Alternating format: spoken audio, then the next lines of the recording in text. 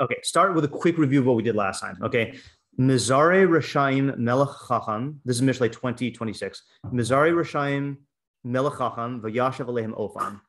So a wise king either winnows or scatters the wicked and turns the wheel back upon them. And the difference between winnowing and scattering means they were together and now they're apart. Winnowing means, again, the literal meaning of winnowing is you take the stalks of wheat that have been beaten, have been threshed, and now they're mixed in with good wheat kernels and bad chaff. Chaff is the waste. And winnowing is you throw it into the air and then the wind blows away the chaff and the wheat falls down. So winnowing means to separate the bad from the good. Scattering just means to separate per se, okay? So our questions were, what does scatter winnow mean in this context? What is the method? Where do the Rishaim go when you scatter them or winnow them, right? Are you like getting them out of the kingdom? Or are you just moving them around in the kingdom? This is all one question. What is the new situation you've created and how is that better than the prior situation? If Mizare is winnowing, what is the wind in the mushel? So all this is basically, what does Mizare mean? Okay. 2, why does he scatter them? Meaning, what does this accomplish? Why not do something better, like execute them or exile them or imprison them? Or, obviously, what's the chiddush of the pasuk? Okay, depends on how it hits your mind. 3, why is the king's chachma highlighted in this action? I should add here, why not every king? And the reason why I'm adding that, there's another pasuk that a lot of the meforshim quote that says, a king scatters evil, and doesn't say wise king. Okay. 4, what's the metaphor of turning the wheel back upon them? What is the wheel? What does turning back mean? Does it return, turn, reverse? Why turn back instead of something else? 5, what's the relationship between scattering and turning the wheel back? 6, is this limited to a melech chacham or just an example? Oh, I guess I already did ask that. 7, what's the other side of the pasuk? Meaning, what would a foolish king do and why? What would his mistake be? 8, who is the audience? The king, the wise, people who are potential Rishaim, someone else. Those are our questions. Yeah. Okay, I actually have an answer for why would the king scatter them? Okay. And what's the benefit of that? Yeah. I think it could be that by not executing them, right? Yeah. He's offering midas harachamim. Okay. On the Russia. Yeah. Sorry, on the Russia. He's focused on the Russia and on the people. Okay. Meaning, when you scatter them, it may be beneficial if you put maybe like in the individual Risham in a society of tzaddikim. Yeah. Maybe. Yeah. You're smiling. I'm smiling because I have a good example of this. Okay. Yeah. I didn't want to interrupt you. It could be beneficial to Russia. It could still change his lifestyle. Yeah. And it's also beneficial to the society because if you scatter them all around, they won't congregate and they won't take over the country. Yeah. Okay, good. So here's my example. Okay. And obviously I'm not calling students Rishaim. I don't think I've taught students who are Rishaim, but so I used to be a big fan of in classroom management stuff in my high school classes, big fan of preemptive classroom management where you don't have to do any intervention.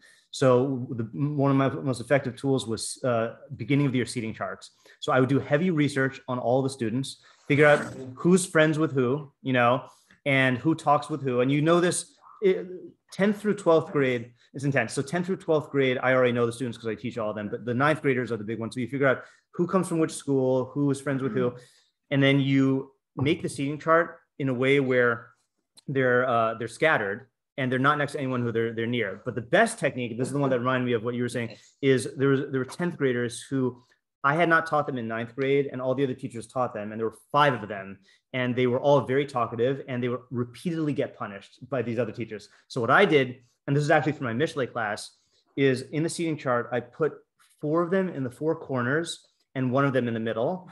And what happened was what you said, which is that it's not that like misbehavior or talking in class is not an indication of not being a good student. It's just that they're distracted of the friends next to them. So what ended up happening is they all participated, but because they were friends with the people in the corners and in the middle, it created like cross currents of discussion that was in the best interest of the class and benefited the entire class, So like there, it was purely an issue of they were all in one place. And when they were all together, it was bad.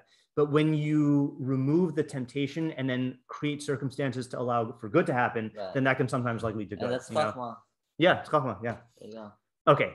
So as promised, I did my research, on this wheel thing. So yeah.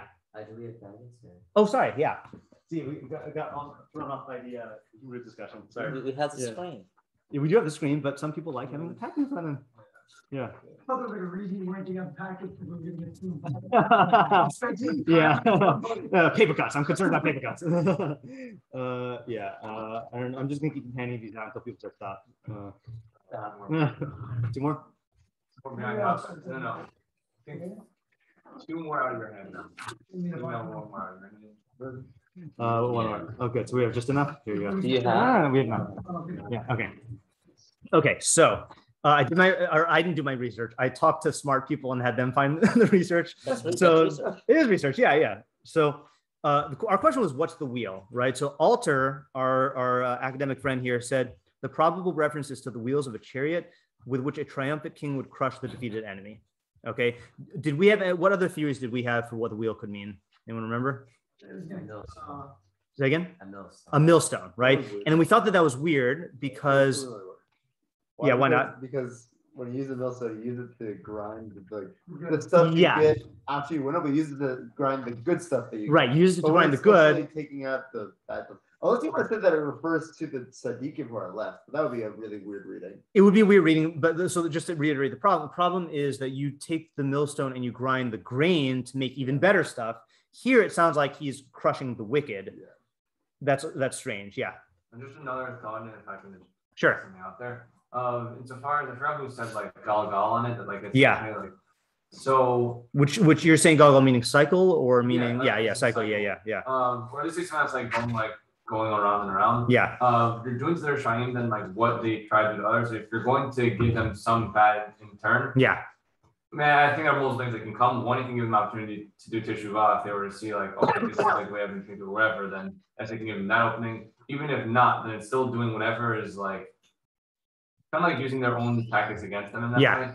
And then there are several meforshim who take that approach. Okay, so hopefully we'll get to that today. So first, let me just show you factually here. So we have this person who quoted me, modern scholar whose last name is Fox. I forgot what his first name is. So he says, I don't know what this means. The B-line, I guess this is a poetic term, reiterates and focuses the second half, I guess. Yeah, I don't know why don't you just call it the second half? Like, why do you need to be fancy? The B-line reiterates and focuses the A-line, explaining how the scattering, winnowing is carried out. Rules, that's the weird academic transliteration, is literally return. That is, he brings the wheel over them repeatedly. Okay, so rolling meaning crush, not just hitting roadkill. One technique for threshing grain was the wheel thresher, the Ophan or the Agalah mentioned in Isaiah 28:27. Two or more heavy wheels were attached to a frame, which was drawn by animals over the grain to crack the husk, as described by Borowski. This is a metaphor of punishment and destruction. Saadia Gaon compares the challenge God issues to Job and crush the wicked where they stand. So he is saying it is using the grain crushing muscle, but not for crushing grain. Just it was a device that involved wheels that people were very familiar with that crushes stuff. So if you're going to use it, so it's borrowing that and using it against the Rishayim. Okay, so just keep that in mind. This next one is interesting. Some think that an actual wheel was used in torture to force confessions. Nice. Okay, that's the Malbim. And if we have time, I'd like to look at that. But there is so before I read this, someone suggested that. And I said, so I did my research, which means I look on Wikipedia under breaking wheel, which is the torture device. All the Wikipedia entries or the history start in like the 16th century. So I was like, is it really true that Shlomo's time they used a wheel to torture people? So this guy also says, but there's no evidence for judicial torture in Israel, okay, or for the use of the wheel as an instrument for that purpose elsewhere. The Hittite texts that Snell adduces are completely obscure. I don't know who that is. And then Gratz says, like you said, amends Ophan to Onam. Okay, there are people who do this without changing the text. This would mean that he returns their iniquity upon them. The sentence as amended makes good sense, but the emendation is rather distant graphically and not supported by versions, meaning he gives them media connected media in a way, or does to them what they were trying to do to other people. And Sadigon actually says that in his commentary. Sadigon says, you don't have this Sadigon. This is Sadigon in the commentary itself. He says, Hazriya he pizur hamuchadim. So zriya means scattering of that which is together. Lefisha kozman shem kavutzim yihu aguda. Like we said yesterday, as long as they're together, then they're one band, they're one society. Lo yuchlo lifol kach bepizuram, and they won't be able to act as one band of evildoers if they're scattered. V'hasabas ha'ofan b'shnei ofanim. the rotating of the wheel can be understood in two ways. This is a pun, by the way. See what he did there? Hasavas ha'ofan b'shnei ofanim. Yes. It's a bad pun, okay, but it is a pun. L'fi ha'pshat shehu yeshachakim. So according to the pshat, it means he crushes them. Commotion emar b'hadach rishayim tachtam. L'fi ha'inyan, but according to the context, shiyase v'lehem es ofanam ad shiyach. This is exactly what David says. Ad shiyachil bahem ma shiratzu lahachilu b'tzadikim. So he turns the wheel upon them to impose upon them what they wanted to do to the tzaddikim. Okay, so they were trying to do evil, and then he basically takes that and does it on them. Okay, I'm going through this really fast because we're not focusing on ideas quite yet. I just want to present the research thing, and then we'll do an idea. I don't know who this Scott is, but he also says, under the wheel, probably a figurative phrase for punish, derived from the practice of the victorious king driving his chariot over the prostrate enemies. I always knew, I always, anyone have that problem? Is you want to say prostrate? You know, saying prostate. Yeah. Yeah. I guess we don't use that word in conversation so much, either word. Yeah. Okay. So so that does support alter at least. Okay. So I want to show you one idea, which is the closest to what we did yesterday, and let's work on that idea. If we get that, then we'll do the torture device thing because that's interesting and it's also related. And then if we get that, we'll do the Mita Connected Vita thing. So this is from Shadal, and you don't have Shadal in your packet, but I have Shadal on the screen. So Shadal says like this: Mizari Rishayim, Dome Lamash Amr Lamala, Melech Yoshev Akise Din Mizari Be'inav Kol Ra. So this is the pasuk I was referencing that Isaac, we did last year. I don't remember when. I don't remember which pasuk. It's similar to what was stated above. A king sits on the throne of law or of judgment and scatters in his eyes all the evil. Oh, I'm saying Isaac because Isaac, if you do remember the idea, then let me know or let us know. Okay, Kavana, the intent, Shehu Mavchin Bein Tzadik LaRasha, is he distinguishes between Tzadik and Rasha. Say again? I think we had like two different approaches. One was that he scattered, one was that he there are two opposite approaches. One was that he scattered it until he doesn't see it, but like it's still there. Okay. And that's a bad thing or a good thing? It's calling attention to the fact that he can't actually get rid of all the evil. Okay. And the other one was that he actually does get rid of all the evil. I think it was like we had those two different. Okay. So we can go back and look and see if we gotta get the refined thing. So first of all, how is he translating Mizari here? Winnowing or scattering? Winnowing. How do you know? Mavchin. He distinguishes between the tzaddik and the rasha, right? We're not just taking Rishayim and scattering them. We're trying to sift out who's a tzaddik and who's a rasha. So what he explains now, Mihu should devarav amitim, whose words are true, umihu toin tanos kozvos, and who's making false claims. Okay, so this is talking about the king. See, we think of kings in terms of like rulers, but you got to remember kings back then were judges. So it's talking about the king not in the capacity of ruling a country, although we could extend it to that maybe, but a king in the capacity of judge. Okay, so he wants to distinguish between the tzaddik and the rasha in terms of who's telling the truth and who's lying. Okay, he'll give a good example in a second. It says that the king will winnow and distance from upon himself the wicked, so that they will not lead him astray with their lies. And it additionally says that he will return the wheel upon them. This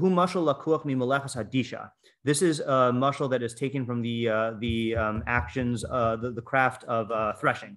They would thresh the grain with the wheel of a wagon, so that they could separate the grain from the waste. The waste from the grain.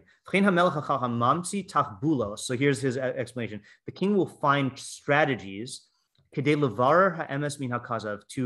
to separate the true from the false. Shlomo ba'amro gizru es hayeled hachai l'shnayim. Okay, the classic story when Shlomo says, "Cut the baby in half." Right. So what are the facts of the story? Yeah, I think there were two women. Right. Two prostitutes. That's not the version they tell you in elementary school. Right, two prostitutes, right? Yeah. They were fighting for this child who both claimed that was theirs. Right. And what were the actual facts? The actual facts were one of them was lying and the other one was telling the truth. Right. It was a little bit more sinister than that. Yeah. So one of them, basically two prostitutes both had kids, I guess at the same time. One of them, the baby died, or I don't know, did she kill it or did it just die? I don't know. I think she accidentally smothered it. Okay, yeah. So that rings a bell. And then she basically swapped them while the other one was asleep and claimed that the other one's baby died. So then they bring it before Shlomo. Yeah, I didn't know that part. Yeah. That was interesting. Yeah, they don't tell you all the gruesome details. Yeah, I mean, this is based on fourth grade right now. Yeah, right. Yeah. They wouldn't say prostitute in fourth grade. No, they wouldn't. Yeah. Yeah, and then okay, fine. Shlomo goes, okay, fine. Two women competing for a baby. Yeah. All right. So Shlomo's like, split the baby in half. Right. Shlomo's chacham was the woman who will say, okay, give it to the other person. That's the baby. That's the mother. Right. So what happened? But I mean, he didn't say that, right? But what was the reaction of the two women?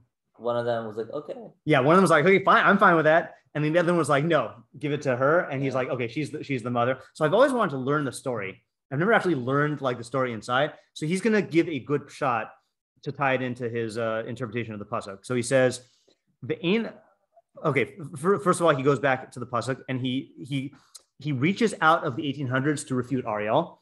It's not saying you should kill the Rishayim in a gruesome way. I know you didn't say gruesome way. I changed it today. Oh, you changed it? Okay, good. Yeah. Kamo Shechashru Gezenius, who I had to look up, and I made a note here. This is a biblical scholar during Shadal's time. Okay.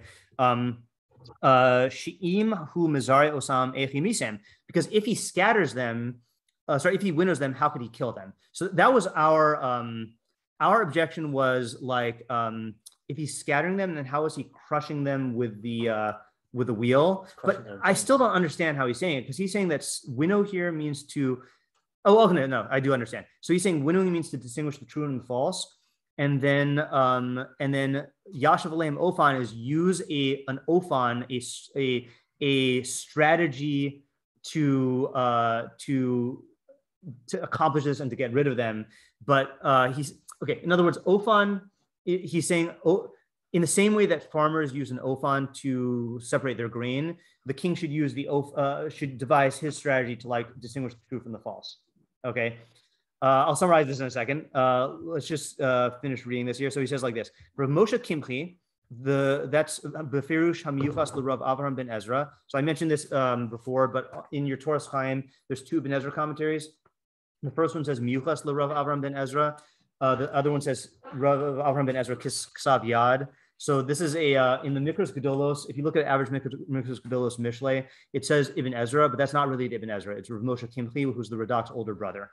Okay, what happened was in the very first printing, it got messed up, and then it messed up for centuries. So he says Rav Moshe Kimchi in his commentary, which is ascribed to Ibn Ezra, Amar Kitchila Yidake Osam V'achkach Yisirim Mipanav. He says that first the king should crush them and then scatter them. If it was talking about beating them with a stick, that would be possible.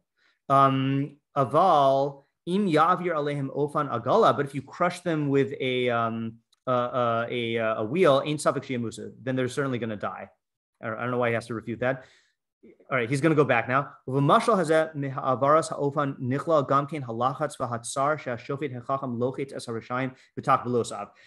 mashal of crushing with a wheel goes back to the pressure and the psychological torment that the wise judge will use on the Rishaim through his strategies, lo b'yisurin, not actually like punishing them or afflicting them. But with interrogations and questionings and intimidations. So he's saying that this is basically talking about intimidation strategies to get the Rishaim to confess their lies. Okay. With the case of the two women with Shlomo, Mamar Gizru es hayelet hachai l'shnayim, slice the baby into two. Haya kimat kores cherev belev osa shaha emes ita. It's like a piercing of the heart of the one who was telling the truth, meaning the real mother. But in general, you're going to have the opposite. That the interrogations will cause suffering and pressure to the Rasha until he confesses. Okay. V'gam be'inin shtayim hanashim, same thing in the case of the two women. In safek shegam imo shahayalad hames nitztara b'shama hatziv hahu. The mother of the dead kid would certainly be in pain when she hears what Shlomo Melech is proposing to do. Because she wanted the baby to be hers, right? So in other words, she's not going to feel good about it either when he says cut the baby in two because she wanted the baby. Ella, he's Gabra al Atma of Amra Gizoru, but she just mustered up the courage and said, no, cut it. So that she wouldn't have to admit that she was lying. Ulai gamkein hasimcha shahayala b'tsaras chaberta gavra al hatzar avdas hayelech haisa misave liknos. Or maybe the joy she felt in the suffering of her friend, overpowered the pain that she would feel at losing the kid. Yeah, so I always wondered that. Yeah. What would have happened if that were true? If he actually cut the baby, you mean, or if meaning it was her baby, right? But she couldn't muster up the courage to be like, okay, fine, just like let it live and give it to her. No, she did do that. Let's say she didn't. Oh, she didn't do that. Yeah, then what would happen? Yeah. You're saying when he cut the baby? Yeah, that's a good question. So let's summarize here. Okay, so just the way he's reading the pasuk is Mizari Rishayim Melechacham Yashav Ofan. A wise king will winnow out the wicked by, I think you have to say the word by crushing them with the wheel. Okay, and crushing them with the wheel, he's using the mushel because it was the way you would separate the good from the bad. But what it means in this context is that the king or the judge devises interrogation strategies to try to get the wicked to admit their lies. Right. Okay. And usually these involve pain, which is why it uses the mushel of crushing. Now let's actually I have to get rid of that idiom. Let's feed two birds with one scone. Okay. Even though you shouldn't give wheat to processed baked goods to birds. Okay. Let's read the Malbim, because the Malbim I think says the same thing, but he does it through something that's historically inaccurate, and then we'll put it together. Did you say inaccurate? So it is historically inaccurate. He says, and he ties it to the next pasuk, but we won't do that far. Melech Mizari Rishayim Basar V'Dam Gam Hayoser Chacham. So a human king, Im Yirsa Lamod HaEmes, if he wants to arrive at the truth, Ulavar Im Chatu HaRishayim Eze Chet Olo, and to see whether the Rishayim did a particular sin or not. Yish Lo Takbulos. He has strategies. So he says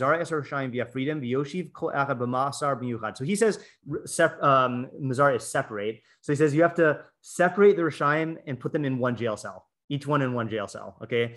The Sham Yashav Alein as Ofan, and there he should crush them with a wheel. Shahaya Min Inui, which was a torture device. Shahayu Ma'anim es Hachote, Shiyitain Toda al Masav, which they would use to get the guy to confess his actions. Okay. Shahayu Megalglim Alav Ofan al Gufo, they would crush him with a wheel. Mitoch Godo Hamachov Hayamukrak Lahodos. And because of the pain of his crushing, then he would be forced to confess.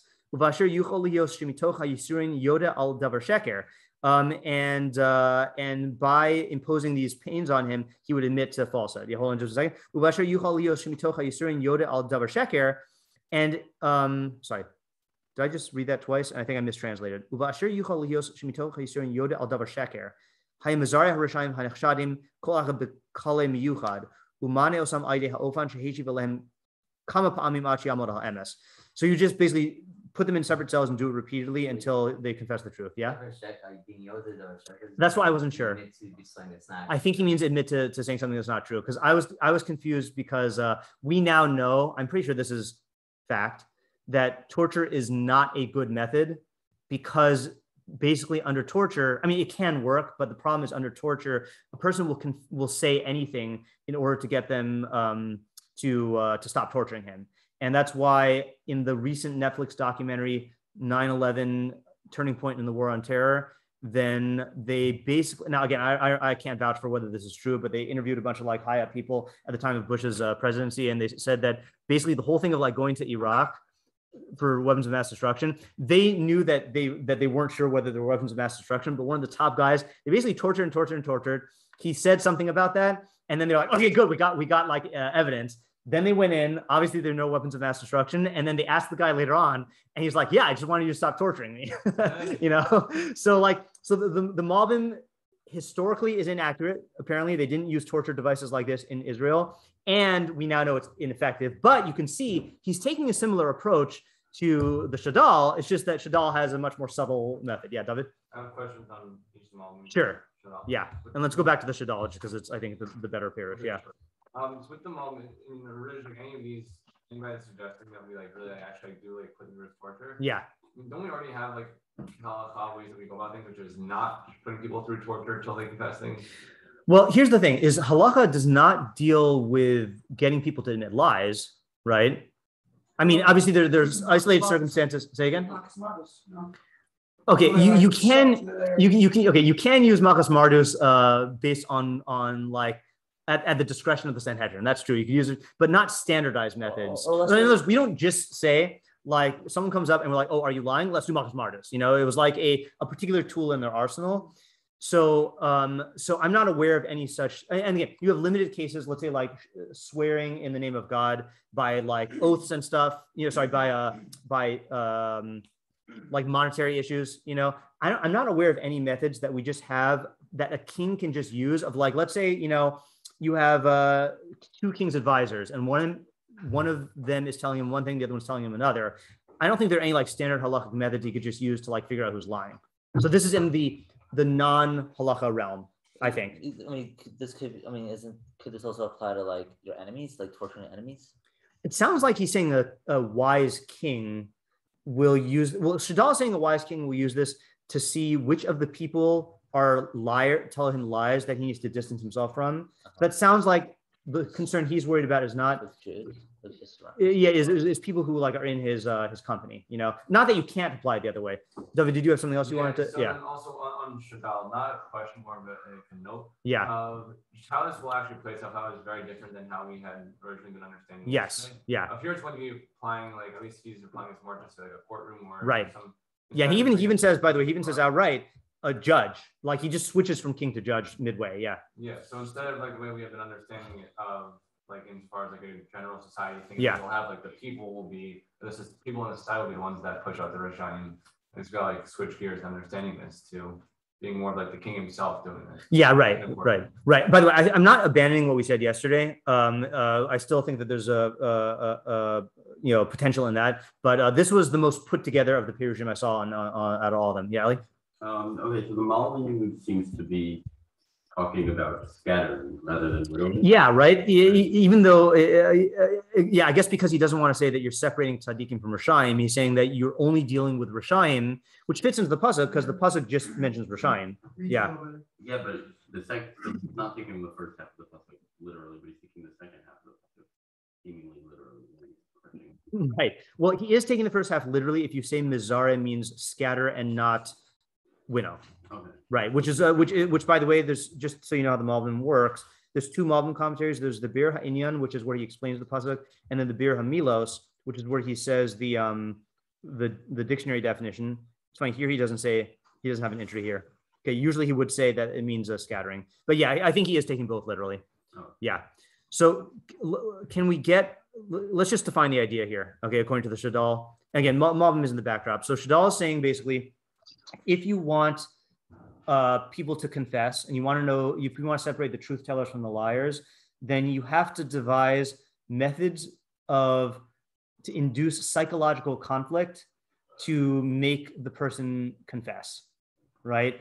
And once you do that, then you can get rid of them in terms of like, kicking them out of your court, or like, I guess you can say you can use this to impose like penalties on them if you find out that they confess to a crime, But so what's the idea here? Like, how does he understand the wheel?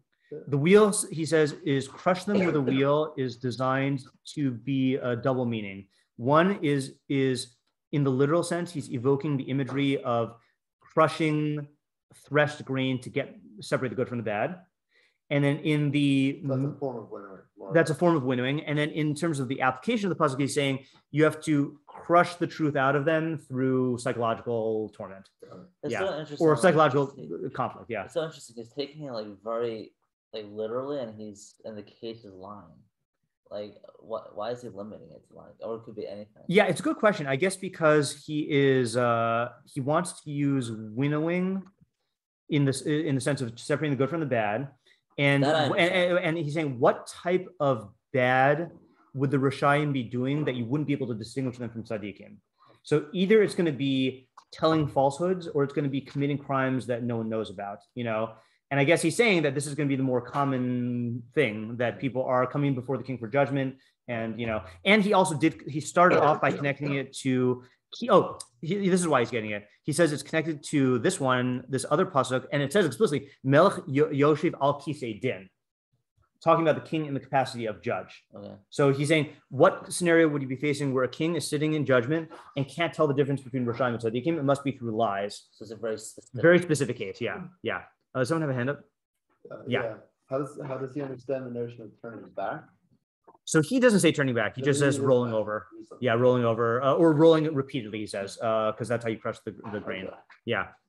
So what's the Mishleic idea we get out of this? And I think what'll help us is this question here, which is, what would the foolish king do, and what would the and what is the wise? Why is this being phrased as portrayed as the wise king? Again, taking the Shadal's approach here. Like what's the main idea? And Yaakov. Perhaps the foolish king wouldn't advise strategies. He's going to think that Abby's going to come up by itself, or that he's smart enough to figure out who's lying to who's not. Okay, good. So I think that's actually okay. That's a good juicy Mishleic idea, right? Is that and I don't know if that's the idea this is teaching, but it certainly is why you need the pasuk. Is people are always assume that they can't be duped by a liar, right?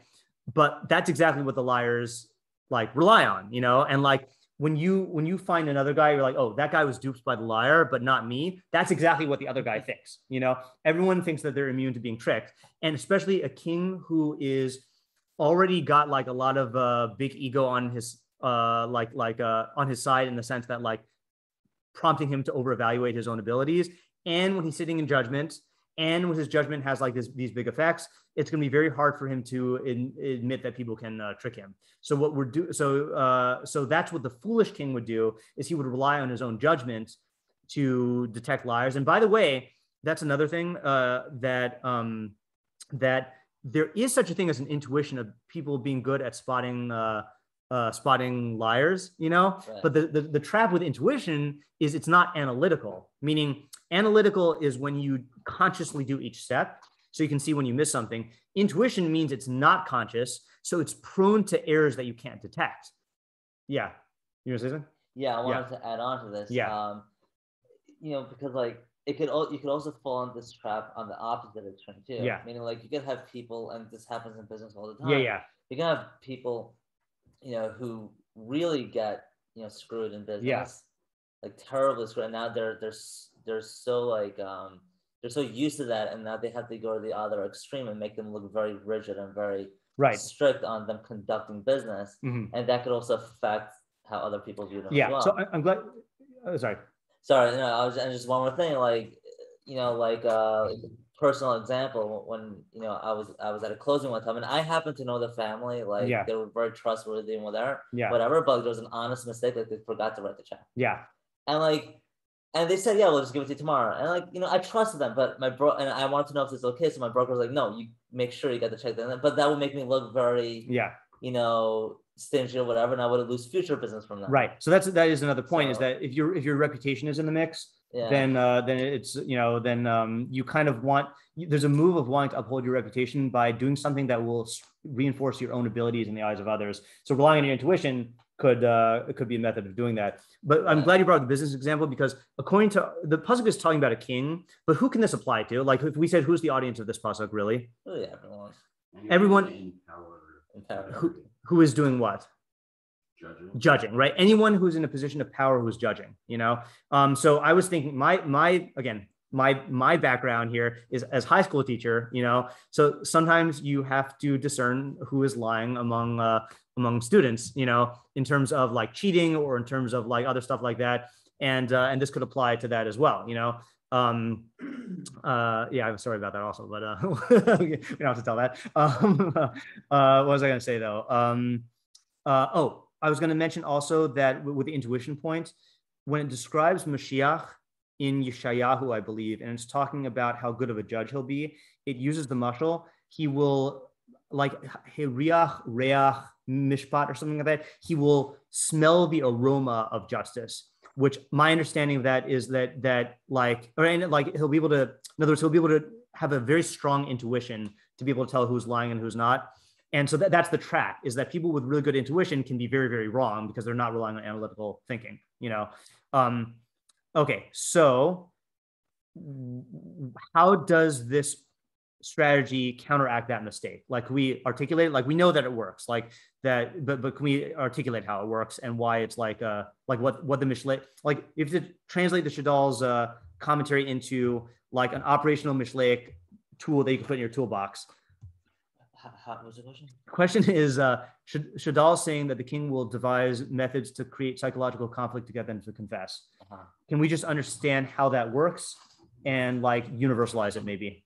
What do you mean how that works? I think how does it work? Yeah, like we know that it works, but yeah, just say the mechanics. Yeah, Isaac. I think this is like, rather than trying to tackle the problem head on, you try approaching it like through indirect means that will like give you the result that you want.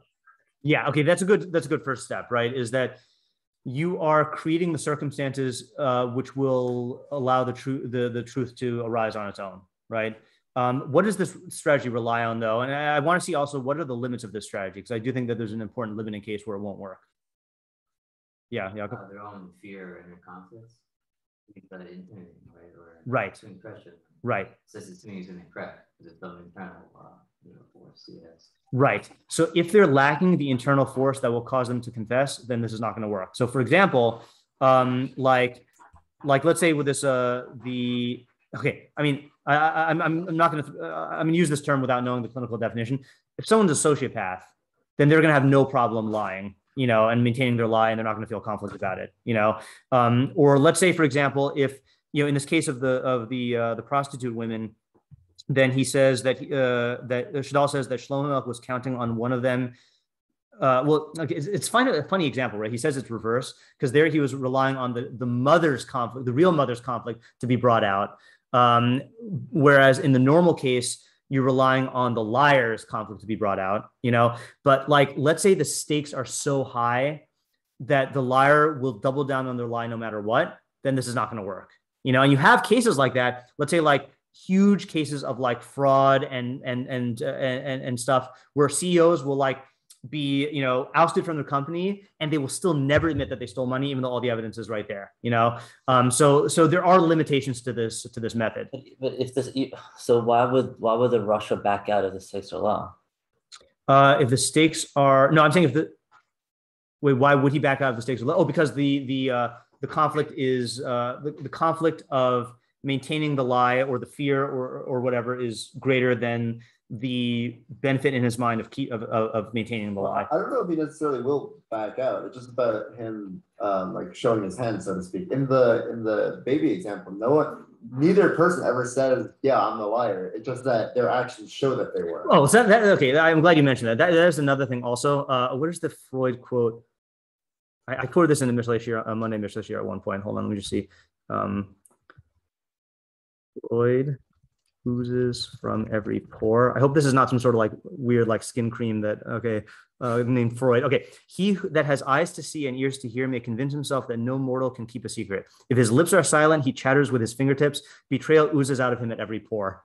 Yeah, okay, this is right. So like in other words, like it might not even be that they confess. It might just be that you can tell that they're lying. Okay, I have to tell the story. I know I've told the story before, but I got to tell the story because it's a good example of that. So this is in Mishlei Shir, and I had these homework assignments where you had to do a 4-sentence summary of the main idea, and then come up with a real world example. So there was a very good student, okay, like honest, straight A's and stuff like that.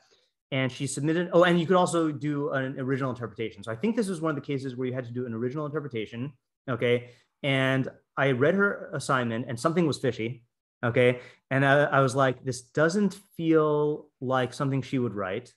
And it also sounds very familiar. And I hadn't seen it in any of the commentaries. And then I was thinking about it some more. I was like, oh, so I had written an article under a pseudonym 7 years earlier, okay, on my blog. Okay, and it was under pseudonym, so it wasn't something that, that like she would connect to me. And since I had access to my blog, I can check which IP addresses access the blog, not which IP address, but from the location, and see how they got there, you know? So I looked back, I went to the blog analytics, and I saw that one person in the last, this is like an old blog post, so one person in the last like year had done a search for that pasuk and found it, and it was the night that the homework was due. So I was like, and it was, her homework assignment.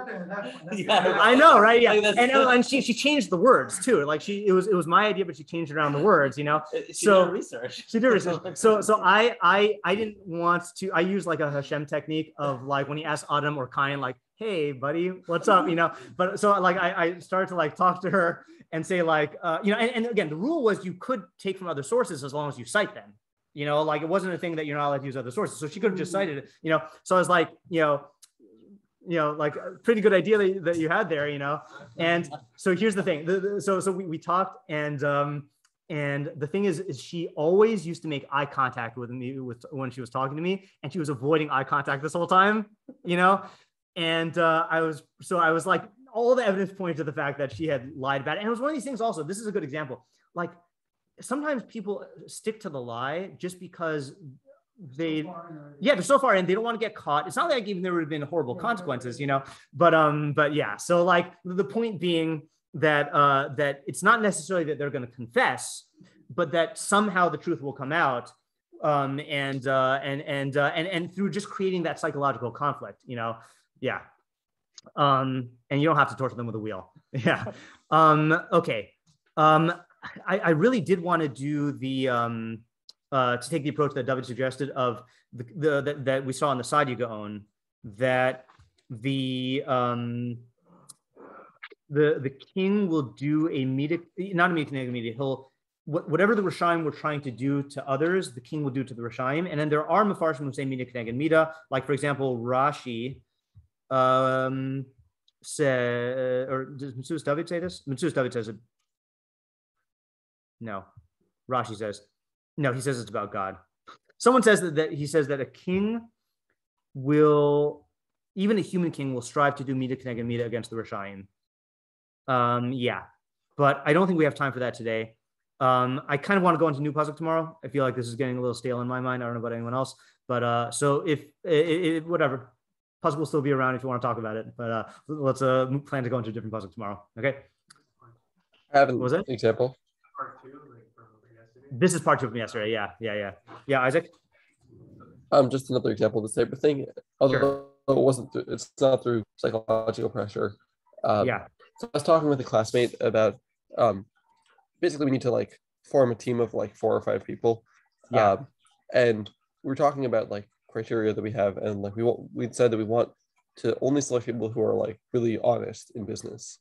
Yeah. And we're trying to figure out how to do that because, you know, if you just ask someone, hey, are you honest? They'll be like, everyone's going to say yes. Right. So, so what we realized is students will like talk to each other about like cheating on a test. Like they'll be like, oh, you know, I got away with it, you know.